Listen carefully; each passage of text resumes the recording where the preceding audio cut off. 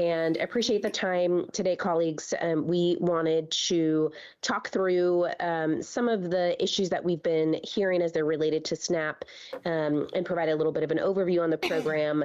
And make sure that we were putting a marker down, as we say here in the House, on some of the issues that we've been seeing and the priorities I know that certainly our office has to continue to make sure that we are addressing Oregon's food crisis. And so I'm going to go over what we've been seeing around skimming of SNAP benefits and some of the underutilization of TANF and WIC, and some of the components of a bill that I had that is not moving forward around food waste and food deserts. And then I will kick it over to the Department of Human Services to share a little bit more in depth on the program itself, the SNAP program itself.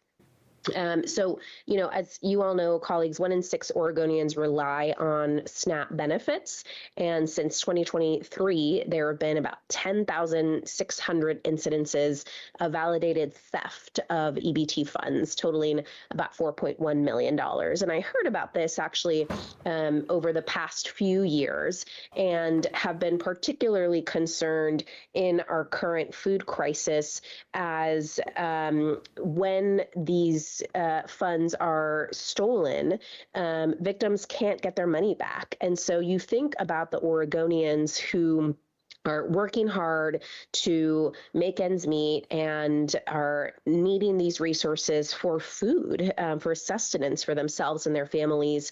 It's really concerning to me that they would no longer be able to receive those monies because of a theft. And, these scams typically happen when a skimming device, so I don't know if you all have seen them, it's kind of this little device that looks exactly like that payment terminal on, the devices that you see at the grocery stores.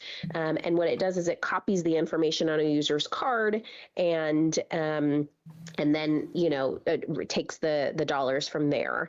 And, as I mentioned, these lost funds are really devastating and aren't just a one-time impact, right? It impacts for several months as they try to get resources together. And so the bill that I had brought forward was really to instruct the Oregon Department of DHS to fill a hole by restoring those EBT funds to Oregonians, right? Making sure that at bare minimum, we were trying to make that family whole, make that person whole with those resources, and making sure that theft wouldn't impact someone's hunger that day or that week.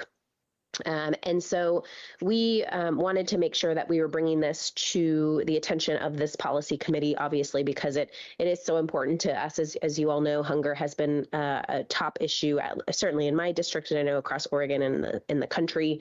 And then we also wanted to have a conversation about, especially as a mom, I think the other side of this coin, how are we addressing hunger as a whole, and interested in the bill, a couple other components of study, one around food waste and then another around food deserts. And so as we are thinking of ways that families and individuals can be more self-sufficient in food access and quality food opportunities, we found that there are some areas of food waste that are fairly significant among grocery stores, farms, and schools. And at the same time, Oregon is experiencing a high hunger rate. The Oregon Food Bank lists 51% increase in the last 2 years. And so this bill would have instructed the Oregon Hunger Task Force to study the volume of food waste. I think similar to the EBT skimming issue, the food waste issue is another one, I think, in this hunger crisis that I think that needs to be addressed, that we really need to think through how are we utilizing the foods that are available to us now, especially for our kiddos, especially in grocery stores, especially in our farms? And how can we work with these partners to incentivize them as best as possible, so that we can make sure that that food gets to the right families? And the last thing that I'll mention before I turn it over is the food desert study. So, my district, Outer East Portland, we are considered in some areas, food desert. We have just recently had a Fred Meyer close, and don't necessarily have the same access to grocery stores as other parts of Portland. And for Outer East Portlanders, the opportunity to know how to grow your own food or how to have access to culturally specific food isn't necessarily as widely accessible or known as in other parts of Portland. And so, as we are having this broader conversation of supporting partners in incentivizing decreased food waste and doing what we can to prevent further people from going hungry by preventing the skimming, we also wanted to look a little bit upstream in preventing hunger in the first place, and thinking of ways, first identifying food deserts, and then thinking of ways for folks to be able to, again, be a little bit more self-sufficient in growing their own food and having more access to food, and culturally specific food too.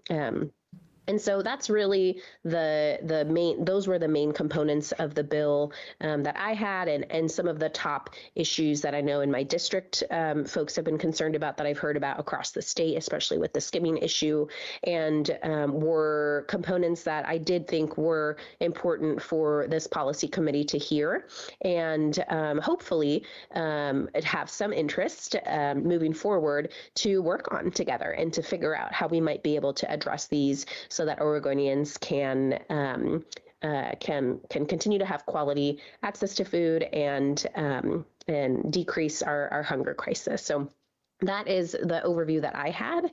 I'm happy to answer any questions on that, or I'm happy to turn it over to ODHS, but whatever Chair Scharf would like to do. Does anybody have any questions for Representative Valderrama?